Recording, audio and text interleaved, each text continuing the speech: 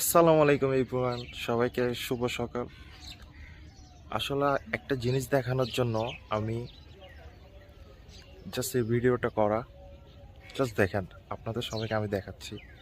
Just দেখেন কতটা সুন্দর লাগতেছে। এখন বাজতেছে সকাল 6টা। মানে এই দৃশ্যটা দেখার জন্য শুধু আমি সারাটা রাত ঘুমাই নাই। দেখেন, এটা কিন্তু আমাদের শহরে দেখা যায় না।